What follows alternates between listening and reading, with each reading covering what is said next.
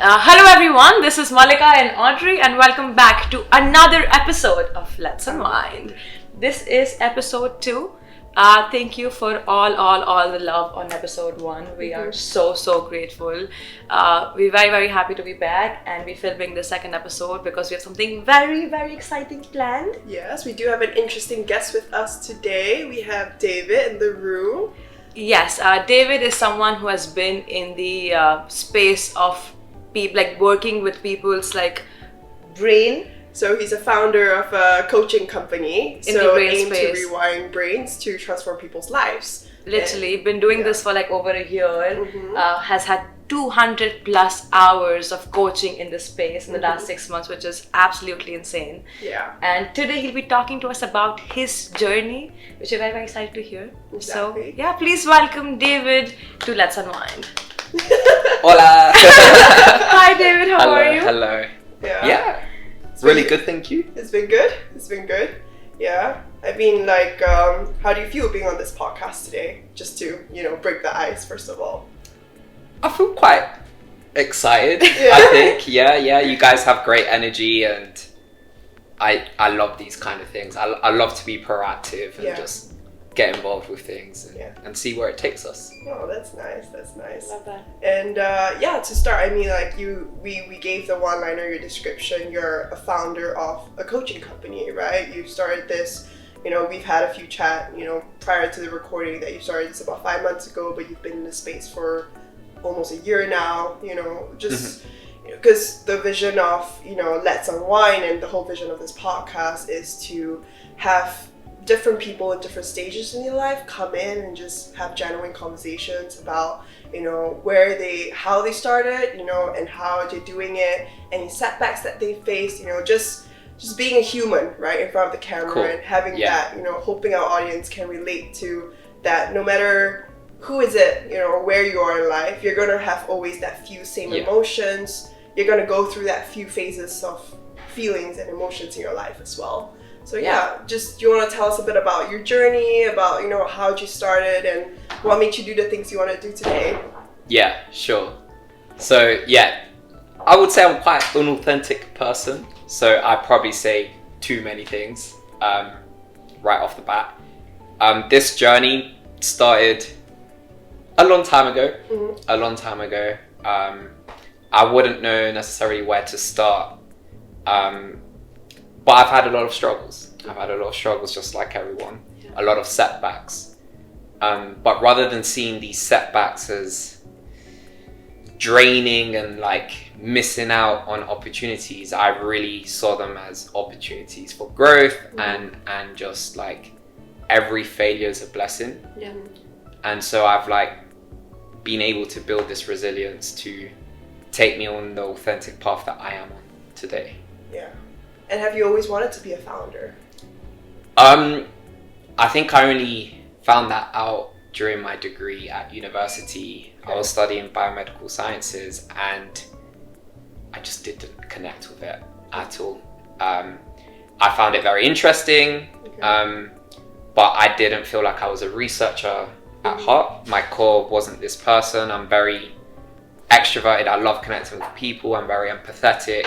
Yeah. And I felt like I couldn't be myself in the lab, in with researchers. And so I got out there and I started getting involved with opportunities and being proactive, and I fell in love with entrepreneurship. Yeah.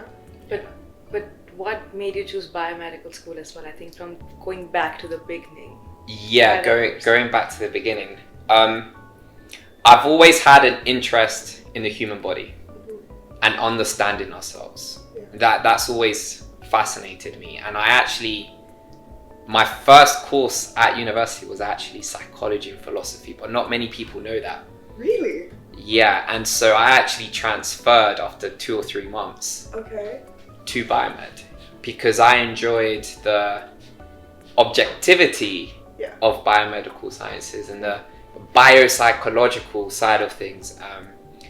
Whereas when I was doing psychology and philosophy, I felt like there was too much subjectivity.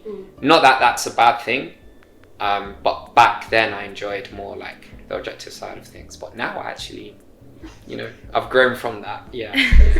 in science, all like in bioscience, it's all facts, right? You're given all the facts and then you analyze from that. Yeah.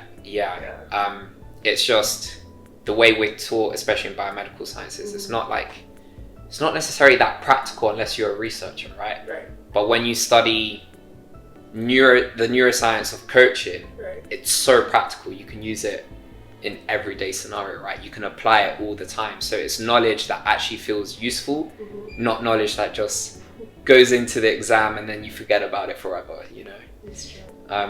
So yeah, that's my journey now. Yeah. But tell me more about, like, we would love to hear more about, you know, your personal journey with starting this company, right? Yeah. Like you said, you've been in the space for 1 year, but, you know, and was it Enzo Brain? Yes, it's called Enzo Brain, yeah. Enzo Brain, I think was... Oh, that's so cute! I love that. I love that. Oh, that's so cute. I love more. Just so that people know how it's spelled. Because Enzo Brain is quite like, it's a weird and unique name. Yeah. So, but there's a reason behind it. I love he has come prepared. That's, like, please give us some merch as well. We'll love to what does Enzo Brain mean though? Yeah. Should I get into that now or later? You can get into it now. Get into it now. Okay. So, do you see this circle here? Yeah. Half. Yeah. It's like brush. It's a singular brushstroke, right. and it's a form of art in Japanese culture. Right. And so Enzo, it represents this singular brushstroke. Okay. And every Enzo is different. There is no right or wrong way of doing it. It's just a singular circular brushstroke, and some are incomplete. Right? Do you see how, like, it doesn't fully connect? Yeah. The circle's incomplete. Yeah. And it's basically trying to symbolize that we are imperfectly perfect. That although we might not be perfect in everything, our, like, imperfections also make us unique in who we are. And it also represents enlightenment. Yeah. And that's what I try to get my clients towards. And they do go on that path of enlightenment and discovering their full potential, but understanding they can grow more, but being content with where they are with their imperfections and how that makes them unique in who they are. Right. So that's a bit about the and in some of my workshops I get people to draw the Enzo so they can take it home and, like, really remember and, like, feel the meaning behind that. Yeah, very philosophical. Yeah. You came up with it? Yeah. Wow. Enzo Brain. So how did you start Enzo Brain? How did I start Enzo Brain? Yeah. Okay, I'll start with sort of the beginning. Yeah. So over a year ago, actually almost 2 years ago, I started working in a biotech company. Okay. It was my dream job. It was fascinating. I loved it. It was in an industry that I really loved, which was, like, algae, biotech, seaweed. I won't get into that because that's a whole other thing and it probably needs another podcast. But yeah, I was really into sustainability and all of these things, and I thought it was my dream. And so at this job, I was surrounded by great people, but I didn't truly understand myself just yet. And through that experience, I started to struggle a lot, and all my life I've struggled with focus, memory, just, you know, normal cognitive functioning. And I always felt like I was behind my peers. And I felt this extreme pressure at this job place. It was a startup, and there was a lot of micromanagement. I won't get into the details of things. Yeah. But let's say there was like a clash of personalities or work styles. I was fired. And that had a huge impact on me because it was my dream job. So I became very depressed and went into my own dark tunnel. But through that, I was able to learn that I had ADHD. And so I got a diagnosis, went through the whole process, and I finally understood myself after all these years, why I would have to work 10 times the amount compared to my average peer. So that really got me into this journey of like understanding ADHD. Now, it's a very dangerous journey because ADHD can be limiting. This label, if not understood correctly, can be limiting. You put these boundaries on yourself that I can't focus, I have bad memory, these are just things, I'm bad at regulating my emotions.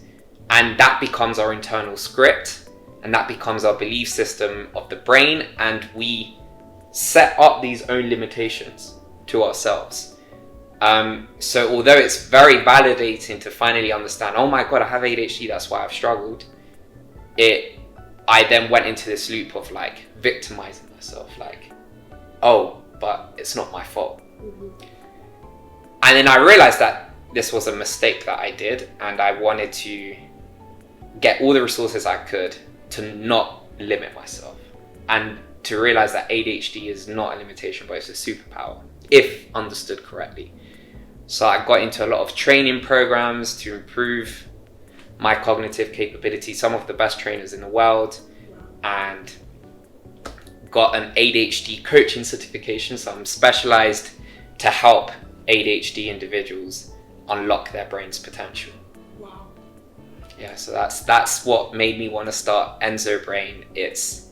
I want other people to realize that the brain has no real limits. It's only the limits that we set ourselves. I just love how he was like so down at one point, and then you said like change your life, and I turned it around and then work towards it. But I had the same issue with like something with like my own insecurity and my own issues. Yeah. And there was this one thing I saw on TV which made me want to change my life. It sounds so like petty, but it is true. Some things can truly change your lives. Like some things that people say sometimes. Was it like a particular moment that basically when you're like, okay, like I need to turn my life around and not victimize myself anymore?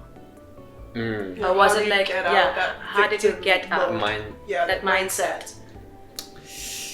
That's a difficult question. I think I kept seeing these repetitive patterns. Yeah.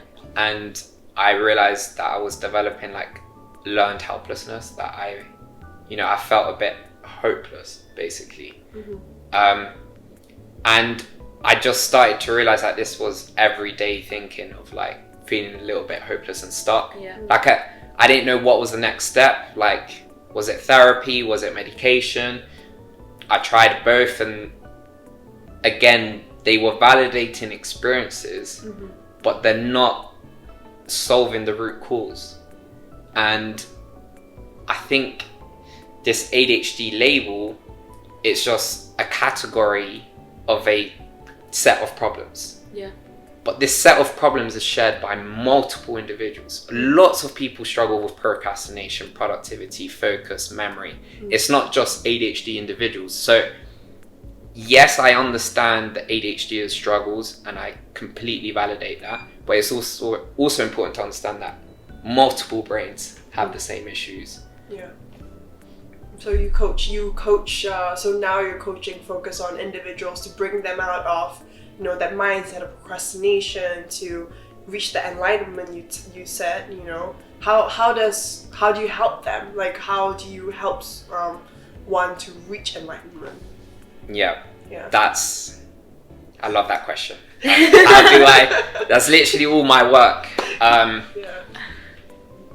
I think there's two sides to the brain. Do you know how much of the brain we use? Audrey knows this because she's been to one of the workshops. But yeah, what percentage of the brain do we use? I feel like I'm on spot now. Like 3%. 3%? Okay. Little bit higher. 7%. Bit more? 20. Less. It's actually, we use 100% of the brain. No. That's what I first thought. I was like, no. I don't. Yeah. It's a myth. People get their stats from like 5 to 10%. That it's not like in the Matrix. If you access 100% of the brain, you're gonna like do all these cool things. Yeah. Sorry to break your dreams. However, that fact came from a place. There's a rational reason for that. And that's that we're only like 0.005% to like 5% being optimistic, conscious of our brain processes and thought patterns and why we do things. 95% of our brain is unconscious. We're not aware as to who we truly are or why we do things and the motivation and biases behind everything. And so my job is to challenge individuals' thought processes, make them aware of what's actually going on in their brain, and bring the unconscious To the conscious. conscious. Yeah. So as godfather of psychology, Carl Jung, he's a great guy. A lot of philosophical things as well that a lot of people would argue against. But he has a beautiful quote that is, until you make the unconscious conscious, it will direct your life and you will call it fate. Oh my god, that is deep. It's actually really true, right? Because a lot of the things we do is very run on body system, right? Automated by Yeah, our mind. it's very automated. Yeah. Yeah. We wake up, we just immediately go to brush our teeth, we immediately just go to work, and then go home, take a rest, sleep, and then that's your routine, right? Yeah, And then you become automated in that routine. And if one is not careful, one slips into that routine and it becomes very, like, you don't see a need to get out of it because you're comfortable there. Yeah. But just on that, like, I think I was watching a podcast about, watch podcasts is a very good thing to do. I was watching podcasts about like habits. And I think James Clear was talking a lot about how you could basically rewire your brain to make more things like subconscious, in terms of like, if I watch a lot of Netflix, you can basically do something else during that time to make that an unconscious choice as opposed to like watching Netflix. Yeah. Something you said is something very different in terms of making most of your brain more conscious and subconscious. So what's your take on it? Like, a lot of people try to make their habits, like good habits, more a subconscious decision. So there's different system thinkings in the brain. There's system 1 thinking and system 2 thinking. Okay. System 1 is like very automatic, very instinctive, and that's what you're describing now, where it's like, it's quite habitual. The brain has this reinforced pathway that it's so used to firing these particular neurons that, let's say if you wake up in the morning and the first thing you do is check your phone. Yeah. If your phone is by your bedside every morning, you will instinctively do that all the time. Yeah. You will just pick it up and you will look at your phone. And there is no decision making behind that. There's no real thought process or energy required to do that. So it's quite automatic. That can be very effective in certain things. And now system 2 thinking is more like rational, but it requires decision making, but it requires a lot of energy as well. So it can be quite exhausting for the brain. So certain habits are good to put in that automatic system 1 thinking, if that makes sense. Right. Because it's a lot more flowy. But then a lot of our bad habits are also in there, Flowy, right? exactly. Yeah, it's very smooth. But that's not necessarily what I mean by the unconscious. It's different. What I mean by the unconscious is that we have certain characteristics, certain personality traits that we don't truly understand why we are the way we are, and we have certain coping mechanisms that we develop because of our unconscious wiring, which all comes from upbringing, the environment, our culture, all of these inputs from the world that programs our brain into a particular way. And like, why are we seeking all of this financial freedom? Why do we have certain dreams? Why don't we have dreams? Like, why do we seek stability in a certain job? All of these questions we need to be asking ourselves. We need to be asking, why are we doing the things we're doing? And it all comes from an unconscious level. And my job is to challenge you guys, or whoever, the clients, to think deeper and recognize what's going on unconsciously. And a lot of the time, that is fear. We're driven by fear. Yeah. Yeah? I think it's more about why don't you leave the job that you don't want to do anymore, because you're fearful of not getting another job. Exactly. So everything that we do is driven by fear, like relationships, like family, everything, about like losing someone. Yeah. Exactly. Or just being alone, and that's just all fear. Valentine's Day coming up, I mean. The fear of not having a Valentine's Day. Yeah, I haven't thought about that actually. Maybe I should be on the market right now. Yeah, more ad material, come on. More coaching hours. Less coaching, more dated. No. But when you say that a lot of our decisions and our brain is wired through fear, yes. Like, is your job then like understanding that fear so we can take adequate measures to combat it, or? Exactly. So, actually, let me show you.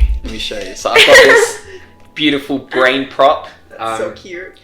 It's super cute, isn't it? It's squishy as well. Oh, it's squishy! Oh, I thought it was plastic. Well, it's a little bit squishy, but it's like those. Where do you get this from? Oh, I love it. Do you make I it? have my sources. Just eBay. Okay. So yeah, we've got different parts of the brain with different functioning, and we have this little guy. You probably can't see it, but it's called the amygdala. Okay. Yeah. It's like almond shape within the brain. It's like probably like this big. Right. Okay. So the amygdala is the emotional center of the brain, and this guy is dangerous. Okay. Actually, you know what? I like to call her Amy G. Amy G. Amy G. So you never forget, amygdala is Amy G. Okay. So how you spell it? Do you know how to look? This is how you spell it. Amygdala. AMYGDALA. Yeah. So Yeah. Amy G. Okay, yeah.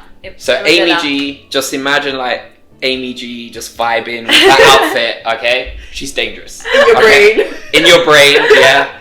Just chilling and dancing there. Yeah. And she's responsible for all your emotions. This is where your emotions get processed. Now, why do we have brains? Firstly, like what's the purpose of our brain? What's one single purpose of our brain? Audrey, you're not allowed to answer because you know the answer from the workshop that we did together. So now, on to you.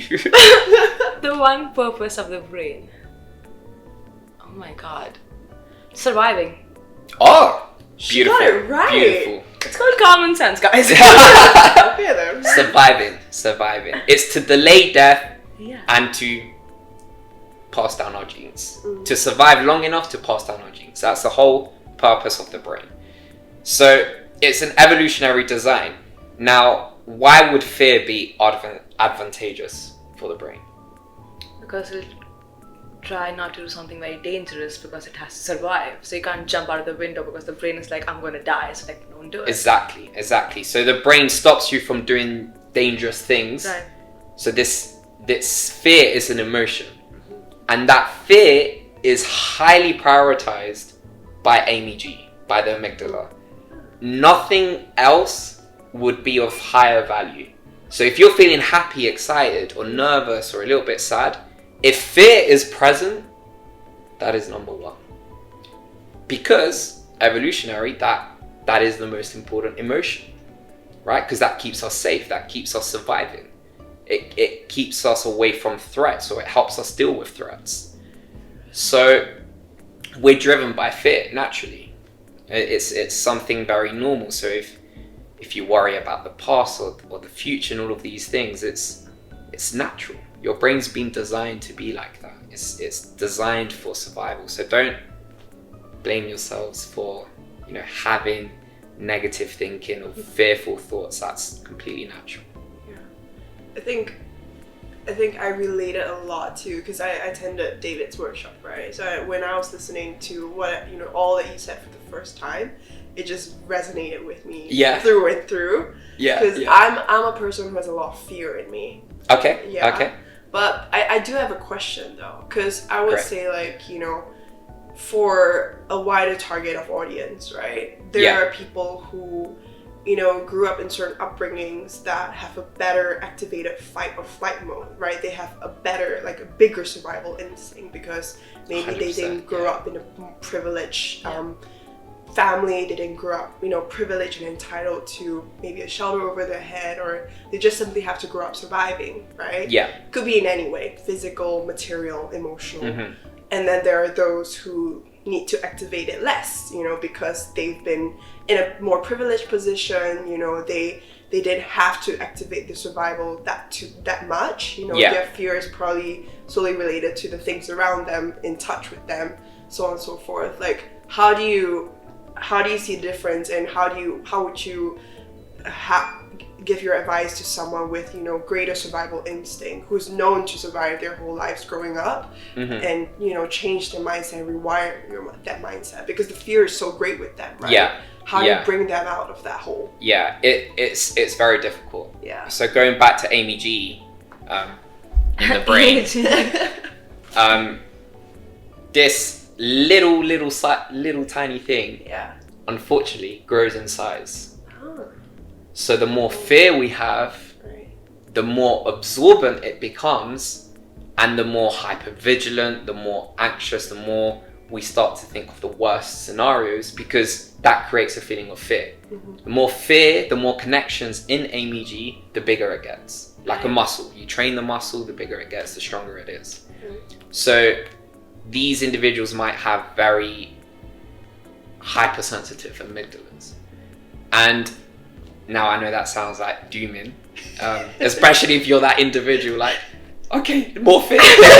Like, I just made your amygdala grow another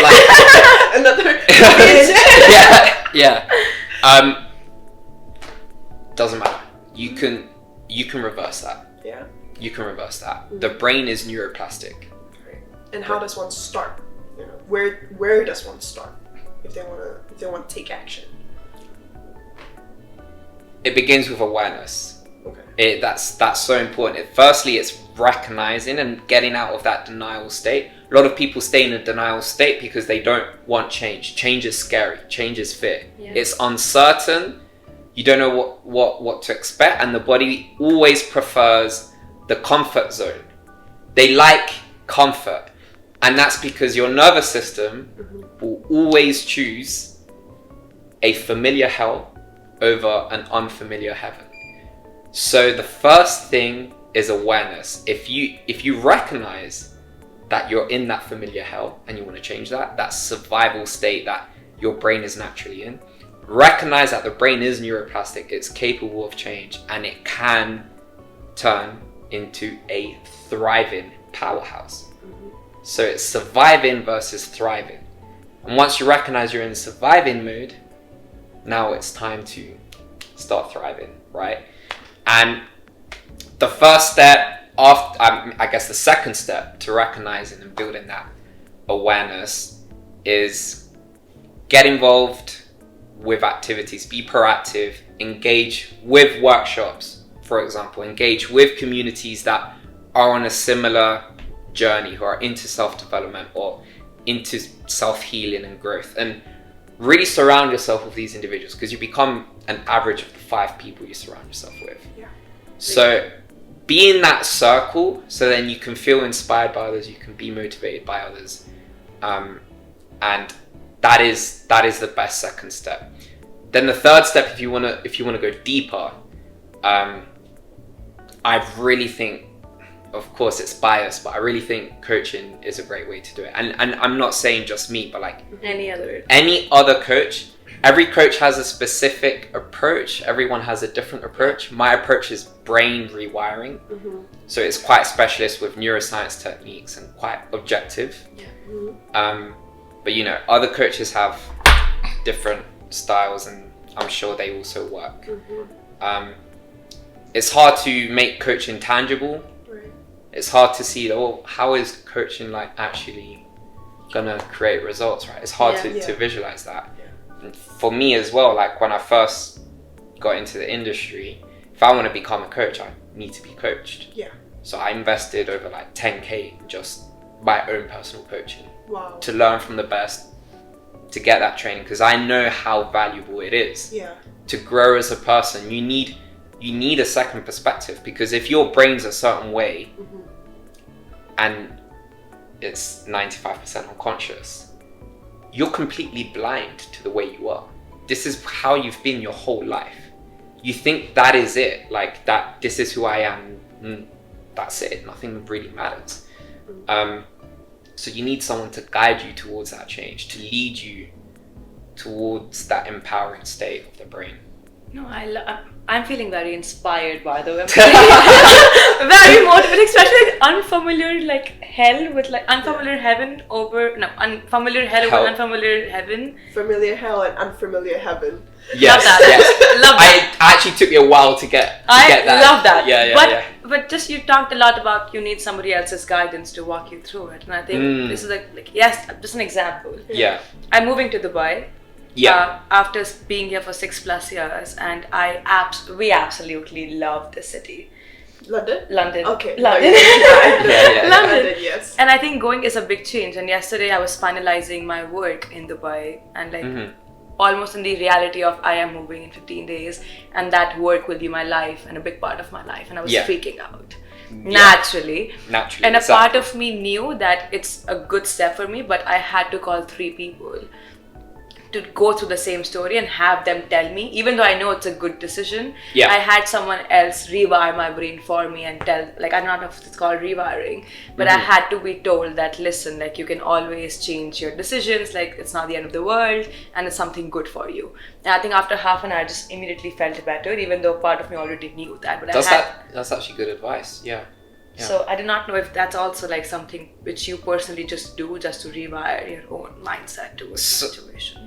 Yeah, no, great question. I think we are social animals instinctively and naturally. So we get the hormone oxytocin, which is the love bonding chemical, and this chemical is really important. It's really important for motivation and change, and it's what creates a healthy brain, right? And we need a healthy brain in order to have neuroplasticity. So neuroplasticity is just the ability to mold and adapt and like change the brain rewiring, right? And one of the key things to that is oxytocin, which is the love hormone, you could say. And that happens with friends, that happens with a coach-client relationship, and that hormone is key for change. It's literally an element of neuroscience and change. So it's actually really good to have calls with friends. Now, be aware with what advice you take. Yeah. Be very careful with what advice you take. The advice they gave you there was really good though. Yeah. And what was, I just want to focus more and zoom back on you as a person as well. Okay. Nervousness sets in. I naturally want to coach you guys, but I want to talk about you. Talk about you.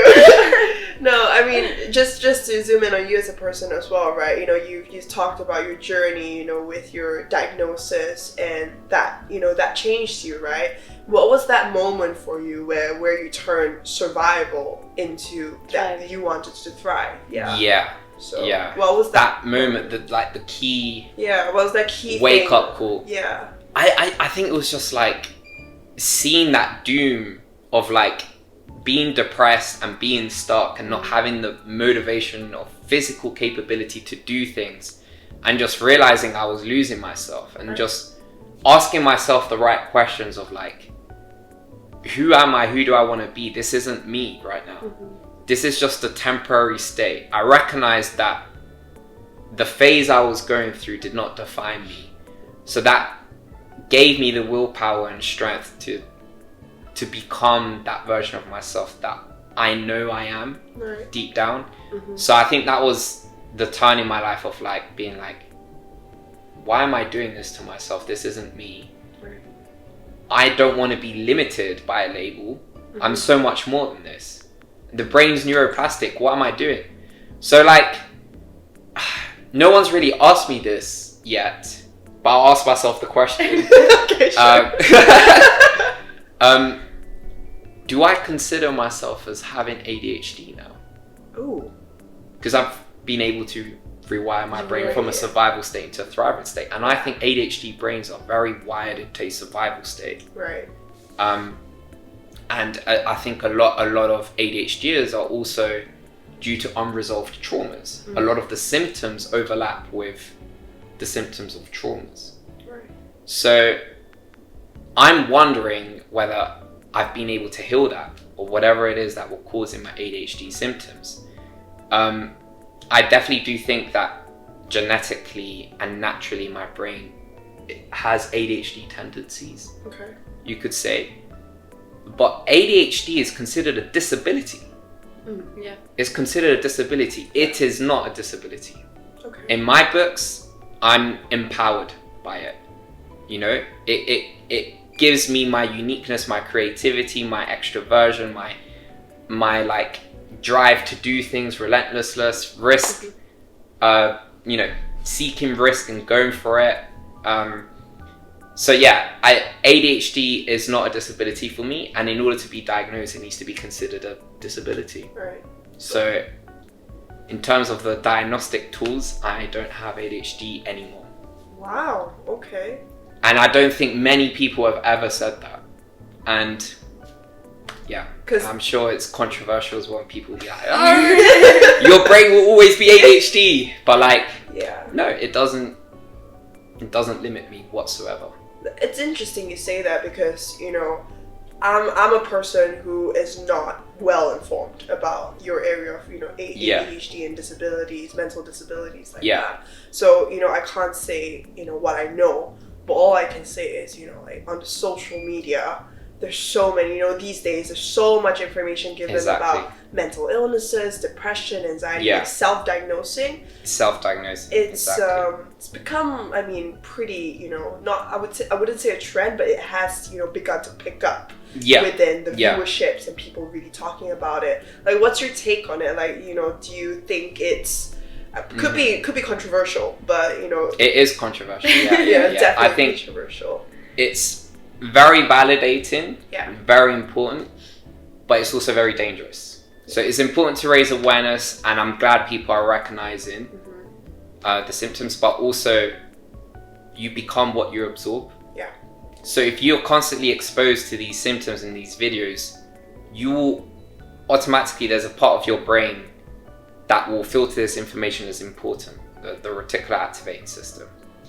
And what that causes the brain to do is to be very aware of those things, very vigilant of those things. So if I then suddenly feel tired or feel like I can't focus, and I just saw this video on ADHD and how this other person couldn't focus and there's chronic fatigue and whatever, that then validates that experience of me, and I don't do anything about it.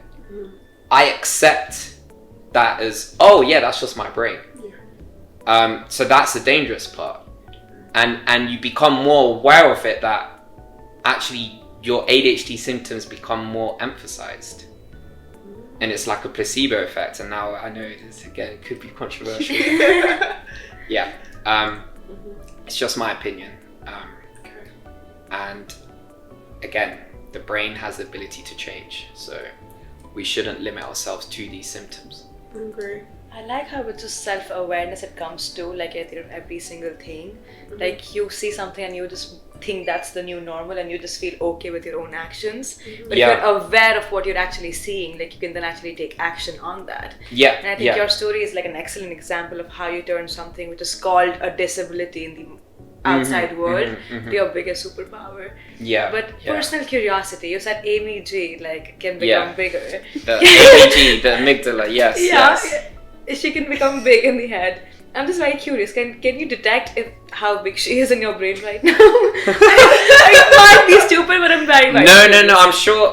I'm sure there is a way to detect it. I don't know if it's like post-mortem, like opening up your brain and finding. No, not an That's a bit much. No, actually, I don't know if there's a particular test. I'm sure there should be that you can like find out the exact size of it. But the thing is, it's like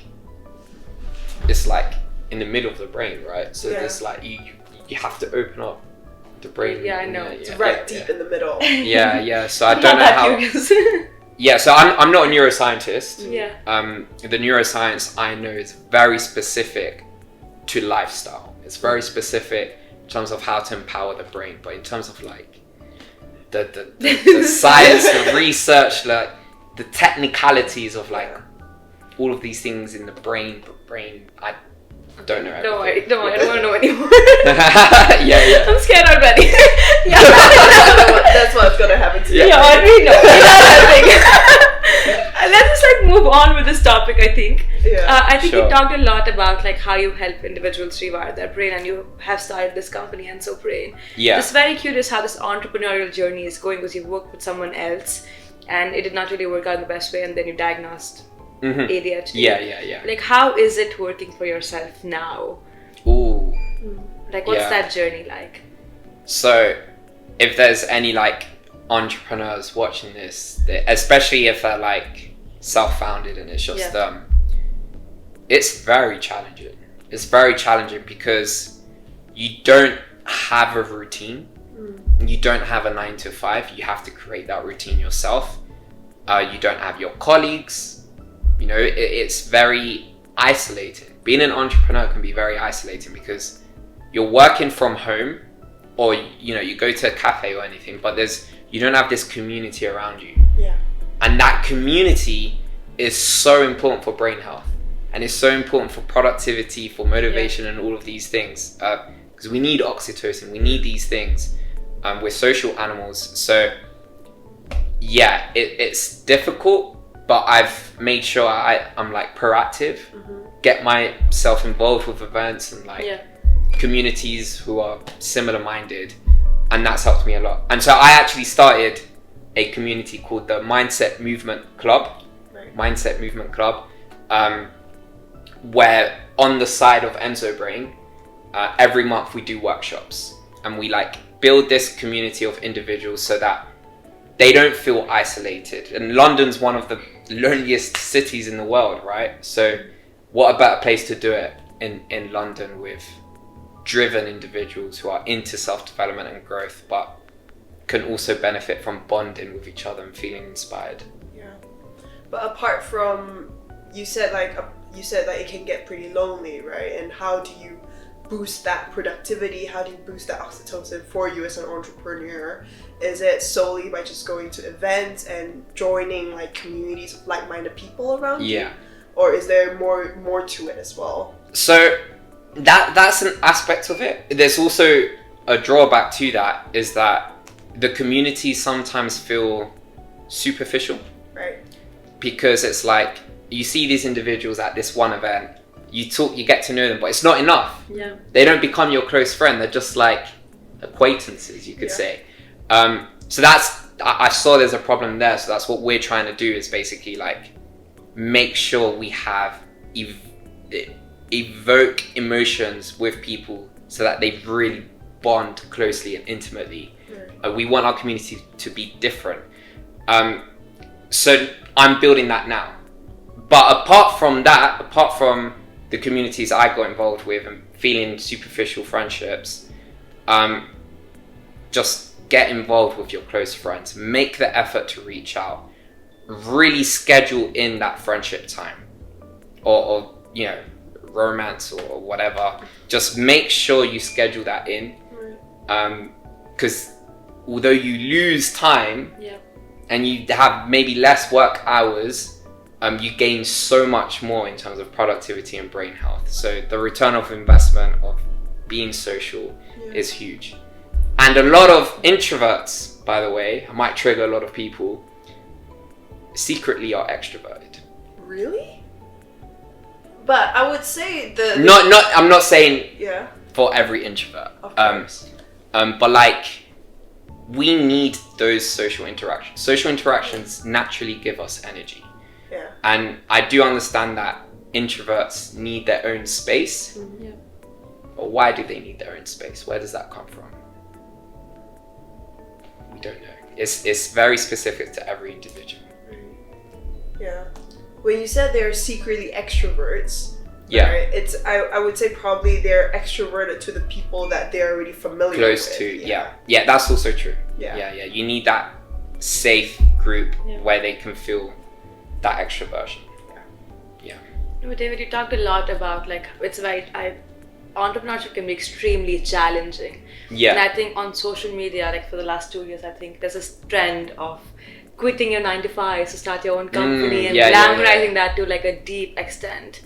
Like, since you started your own company, you also work with somebody else. Like, just want to understand your take on it, and also like understand, have you ever wondered if you could have become a coach at like a bigger company where they basically have multiple coaches dealing with clients? Yeah. And what made you go with, let me just do this solo? That's how I want to do it. Oh, that's a good question. So if I went for the other route, that's a sense of security, right? If I go into this big company that's already reputable and I become a coach with them or whatever, that is stability, that is security, sure. That's a safe path. But I really want more than that. I know that I can change the world by rewiring brains. You know, if I can just change one brain and then this person creates multiple impact just because they understand themselves, that's already like a huge domino effect. Imagine if I can rewire 100 brains, 200, 1,000, 10,000. That's changing the world. And that's what I want to do. And in order to do that, I have a very specific approach. And I want to be able to create my own rules to achieve that dream and that goal. And for example, in previous companies or whatever, there was rules. There's certain society norms or certain belief systems that are wired into our brain and programming that limits us, limits our potential. But I understand myself internally. I understand the value that I can create. So the reason why I chose the entrepreneurial route is because I can create my own rules to get the result I truly want. And nobody can tell you otherwise in terms of the certain way of doing it. No one else can limit me. Yeah. Because if I was in a company, maybe I would have a big idea, but that big idea would be shut down. Because it's not, it's foreign. It's foreign to someone else's brain, if that makes sense. That might make me a little bit delusional. We all are. Yeah. A little bit. A little bit, right? A little bit. Everyone's a little bit. Yeah. But it's also a lot of like science behind having a huge goal and like really believing in that. Your brain will do the hard work for you. I believe you. I genuinely believe that if you believe in yourself and your vision, the world will believe in you, because like that's how passionate you are. Perceptions truly is that's reality. True. Yeah. I think it's just about how you present yourself and your idea to everyone else. Yeah. But just on that, because we talked a lot more about people wanting to quit the 9 to 5s to start their entrepreneurial journey. Like, what is your advice to anyone out there who would want to do that or become successful at one? Actually, I've got a good one. Okay, we're excited. We're excited to hear it. Amy G. Right? Amy G. We're back to Amy G. I love Amy G. Challenge Amy G. Challenge her. And what I mean by that, there's two different types of people. Those who, success is very like a subjective opinion to everyone. Yeah. But usually, if you want success, there's two profiles. Those who are successful and those who aren't successful. Now, to achieve that success, the people that do become successful, there's one determining factor. There's one difference between these two individuals. What do you think that is? Audrey? No. Oh my god! It's like you're in class and you're like, I really know the answer. So if the clue is Amy G. How big is your fear? Like how comfortable you are with your fear, maybe, and you're on the right track. How comfortable you are with fear, and change, and like how willing you are to like basically take the next step and like have that fear of unknown and be comfortable being in that space of unknown, and try to make most of it known by just challenging yourself in your brain every now and then. That's good. That is really good, and I'll add to that answer. Really good answer. There's a zone of failure. The people that are successful enter the zone of failure multiple times. Okay. Right. So we need to embrace failure. We need to see failure as blessings. We need to extract every lesson from these mistakes, from these setbacks, from these failures, and see opportunity in it, see growth in it.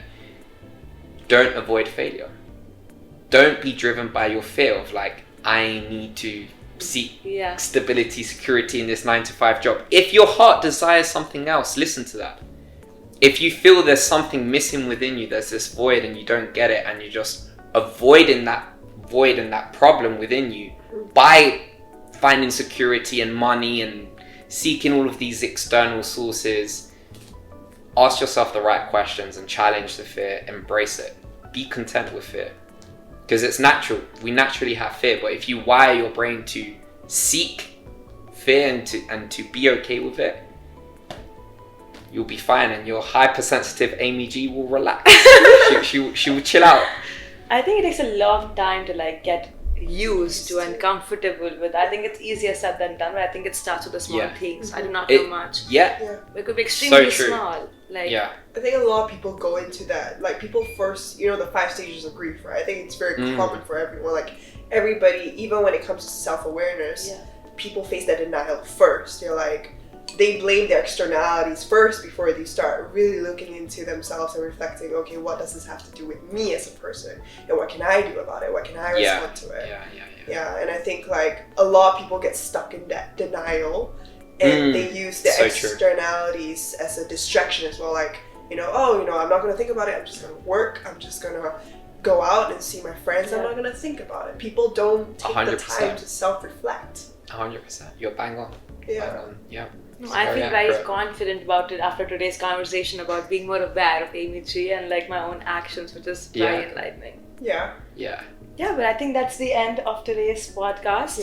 I have had an amazing time. I mean, Audrey has been to his workshop before, so she knows how he is. So she was like, you'll be surprised. And I'm fascinated. And I think I would love to know more about like how the brain works. I think David has workshops as well. Yeah, when are you going to Dubai actually?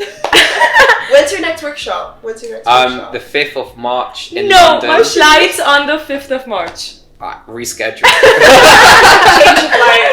It is literally on the 5th of March. Oh man. Okay, maybe we could change it. We'll see. I'm down. I'm really down. It's not like a fixed date. But yeah, it will be a really good one. I think we're going to do it on neuroplasticity and rewiring the brain. So like, it's a pretty good one. You could reschedule. I don't think it's a lot of work. Well, we will be releasing this episode after the 5th of March. So most likely it will probably be after, this neuroplasticity. There'll be more workshops to come though. Every month on the 5th we'll have a workshop. That's the plan for now. Okay. So you can catch his next workshop 5th of April. The 5th of April. Yeah, true. We'll put all the links below. We'll put all his credentials and your link, your LinkedIn, all the workshop, the websites, everything below. And then you can, get tickets to the next workshop and just find out what's next. And just follow him on LinkedIn and just like know more about him if you're interested. Exactly. Yeah. Instagram as well. I'm trying to be more like social media-y and like post things. I know. It's a very powerful medium. Of course, and I think building a personal brand is like the best thing you could do for yourself. It's so important, but it goes against what I preach. Right. Yeah. I gotta practice what I preach, and if I'm telling people to delete TikTok, and then I'm there posting videos, so it is quite challenging for me. Yeah. But I'm like telling myself as a little game, like, seek this challenge, David. Go for it. It's uncomfortable, right? Yeah. So that's why you should do it. Yeah. It's uncomfortable, so do it. So, I would just tell my clients that I'm just playing the game a little bit, it's business. It's important. It's business. If I want to change the world, I gotta be out there. Yeah. I gotta build that personal brand. Of course. Well, at least don't let social media take over. That's it. As long as you still practice what you preach, I think that's exactly fine. Like just have like set blocks for it. Of course. Yeah. Exactly. Yeah, and I think we've talked a lot about the brain, neuroplasticity. Amy G was a big topic today, and we talked about your journey as an entrepreneur and how you came to the business that you have founded for yourself today. I think that's really inspirational and goes to all the aspiring entrepreneurs out there or people who want to make a name for themselves. So I think it was really, really lovely having you today on our podcast. Thank you. Thank you so much for taking the time and coming and sit down with us and having this genuine conversation with us today. Thank you very much, girls. I really appreciate it. It was a lot of fun. Yeah. I'm very motivated, so ready to go out there. Yeah. So this is Let's Unwind podcast and season 2, episode 2. Yes, that's it for this video, everyone. Thank you so much for tuning in like always and hearing us till the very, very end. We appreciate each and every one of you. But this was Audrey and Malika, episode 2. Season 2 as well. Season 2, yeah. Yeah, but don't forget to comment. Comment, like, subscribe. So, yeah. Everything. But we will see you in the next one. And we'll see you next week. Much love. Bye. Bye.